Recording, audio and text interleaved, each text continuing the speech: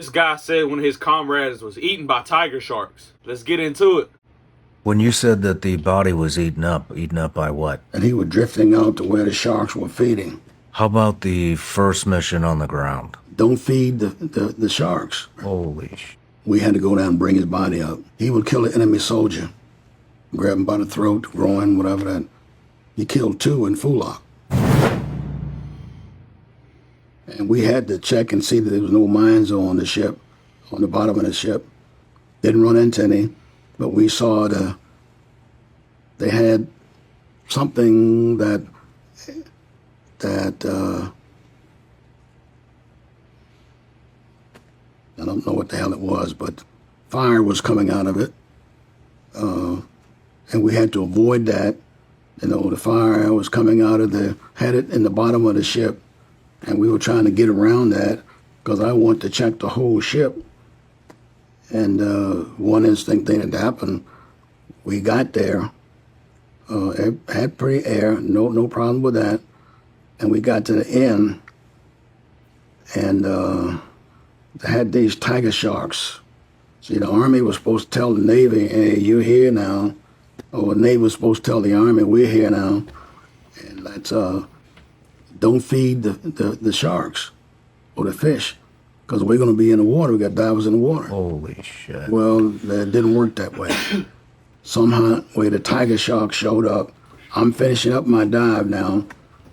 And if you ever seen a tiger shark up close, they're voracious. And they were feeding the stuff, the garbage that the Army had dropped there at the base there. So I had one man, his buddy line, you all in buddy lines, of course, and I had 10 men or 9 men of myself, and his buddy line came loose, and he was drifting out to where the sharks were feeding. Now, as a leader, you have to make a decision. That's what leaders do. You can't sit on it. I made a decision right here, right now. I unhooked my buddy line and swam out there and got him. You don't let him die. You go out there and you bring him back. I brought him back. He's alive. He passed away a few years ago. But that's what I did. No honors, no medals, wasn't that. You save a life, because those sharks would have eaten him up. I've seen tiger sharks before. No honors, but the decision you make. When you're a leader, you make that decision right here, right now. You don't think about it. That's what you do, and I've done that so many times. I'm not gonna lie. That's pretty brave of him, because tiger sharks, man, I couldn't imagine being up close and personal with those things, because that is a vicious animal, bro. Like people try to downplay it or whatever, but man, sharks are literal killing machines. Like, and that's the thing a lot of people don't understand about animals period. Bro, those things are not pets. Those things they will kill you, and they don't care, because they're not like us. They don't have a conscience and stuff like that. They just know to eat. That's it. That's it. Eat, swim, sleep. What else? How about the first mission on the ground? Do they sleep? Well, we had to do the dive missions. I did. We came in. We had to clear the ship. Then when we got in country, that was early on. It wasn't the first mission we went on. But we lost a man, or the Marines had lost a man, and we had to go down and bring his body up.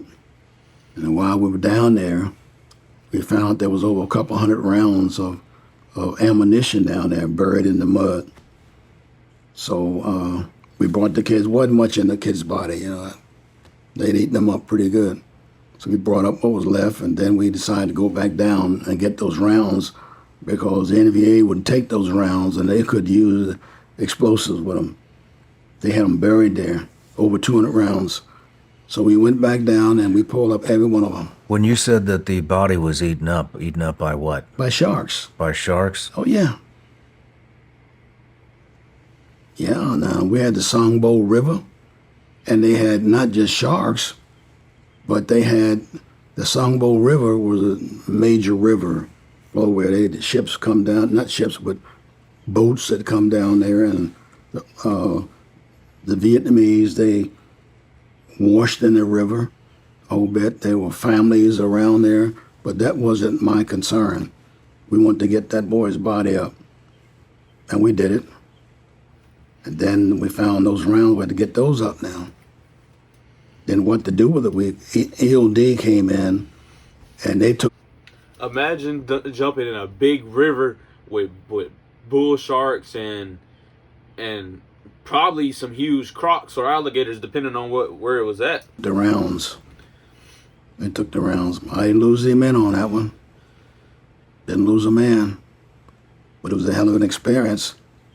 We made, once we got to Da Nang, we anchored on the ship, and we went down and did some other water work. We did a lot of water work as recon swimmers and divers.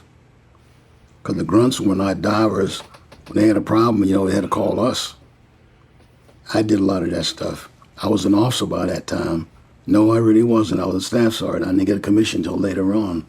But the first ground missions we went on, we had to go up in the mountains or go in the jungles and hunt down the bad guys.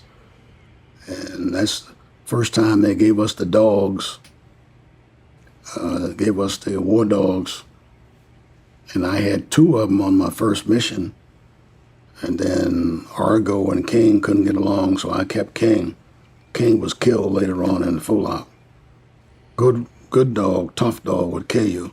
I had him in a big case, a big cage, because you couldn't let him out of the cage. And I had a dog handler assigned to him. And of course I can handle King. We all trained with him.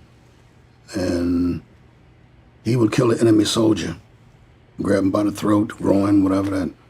He killed 2 in Fulop. Boy, he got killed. First missions on the ground said we had recon zones, and we dropped in by helicopter. We were supposed to parachute in, but the jungles were, kind of crazy, and we don't want to get separated, especially if you're going in at night. Some of those were probably done, but I didn't want to take my guys in by parachute. Now we had all of this stuff there, but I didn't. I decided to take the helicopters, put us in, and we can drop maybe 10 feet on the ground in the jungle. And we stayed out for a while. Then they come and pick us up by helicopter, and we would have the helicopter land maybe two positions, because I didn't want the NVA to know where we were.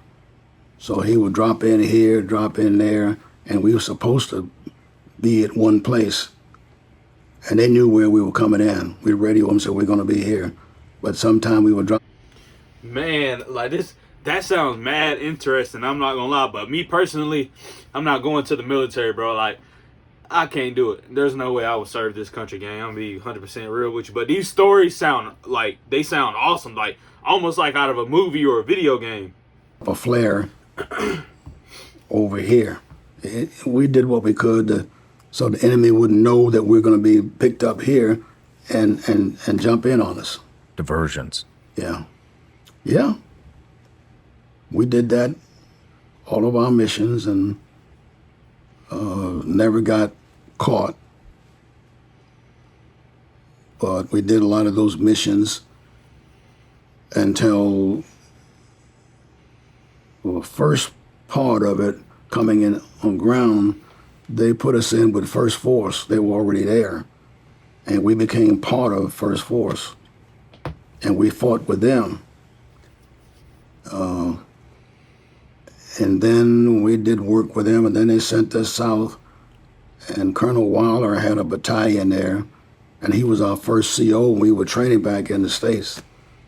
He was CO of a recon battalion, and so they put us in with him. And they fed us and took care of things like that. And we stayed with them the whole time. First Force stayed with 1st Recon Battalion at the same time, all the time. When was your first firefight in Vietnam? Seemed like they all came together. Damn, I mean... No matter where you're watching Sean Ryan, He probably been through so many firefights. He probably don't barely remember which one was his first one. He probably just remember all of them for real. Appreciate you guys for watching. Make sure you hit that like and subscribe button. I'm going to catch y'all in the next video. I'm gone.